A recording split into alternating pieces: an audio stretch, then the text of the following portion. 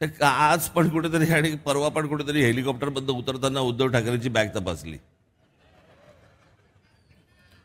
निवडणूक आयोगाच्या लोकांना पण कुठे काय काय कुठे काय तपासायचं हे पण कळत नाही. अहो, ज्याच्या हातात आज पण कधी पैसे बाहेर निघाले नाही त्याच्या बॅगेत काय असणार?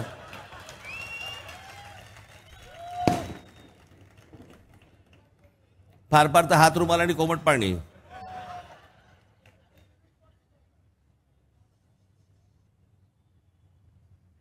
काय असणार त्या बॅगेमध्ये आणि कशासाठी तपासताय? बरं, त्या गोष्टींचा केवढा अवडंबर. आमची बॅग तपासली, आमची बॅग तपासली, आमच्याही तपासलेत. त्यांचं ते काम करत असतात. इथे जुहू एअरपोर्टला जाताना अनेकदा 2दा 3दा आमच्याही बॅगा तपासतात. त्याच्यामध्ये काय आहे? ते रुटीन आहे.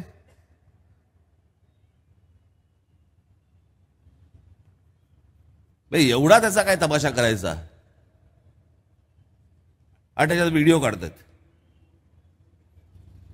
तुझं कार्ड दाखव, कोणता अधिकारी आहेस तू, कधी नोकरीला लागला, तुझं अपॉइंटमेंट लेटर दाखव. अपॉइंटमेंट लेटर घेऊन घेऊन फिरता का? मला जरा सांगा.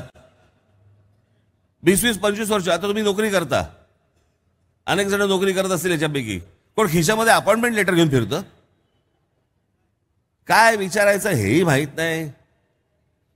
कशाचा कशाला काही संबंध नाही. माझ्या गळ्यात फक्त मुख्यमंत्री पदाची माळ घाला, बाकी गेलं तेल लावत.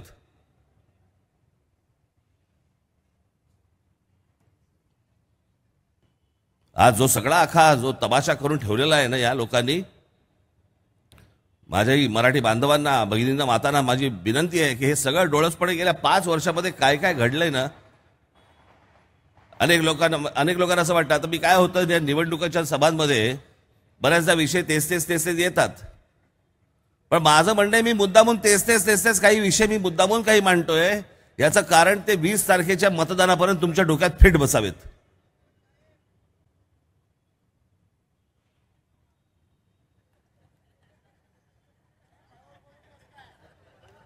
साहेब बोलून लपला की काय?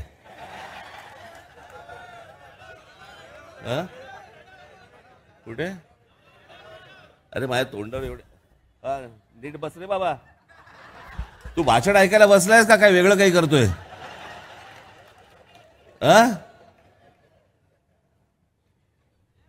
हो जय महाराज. शांत बस आता. त्याला खाली उतरव, ते पडेल कुठून तरी खाली.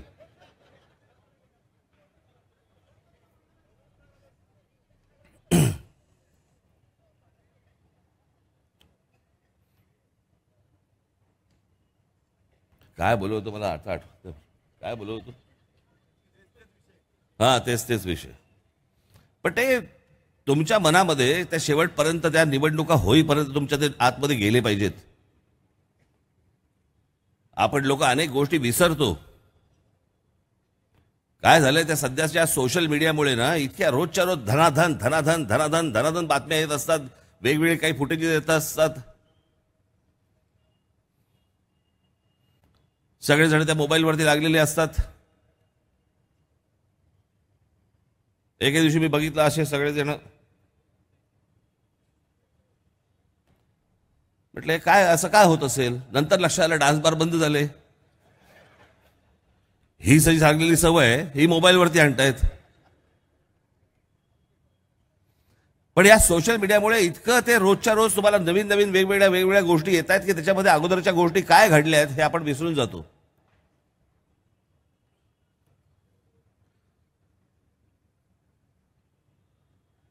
...1960 साली मुंबईसह संयुक्त महाराष्ट्र झाला. त्या 60 सालापासून आता 2024 पर्यंत अशा प्रकारची निवडणूक, अशा प्रकारची महाराष्ट्राची अवस्था मी आजपर्यंत पाहिलेली नाही.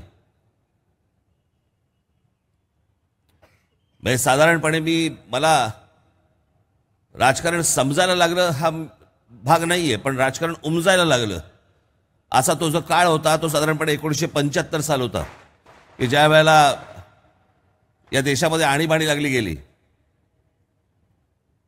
आणि घरातलं वातावरण सगळं ते राजकीय आणि सगळ्या गोष्टी असल्यामुळे ते साधारणपणे मला अंदाज त्या सगळ्या गोष्टींचा समज नाही म्हणत मी त्याला.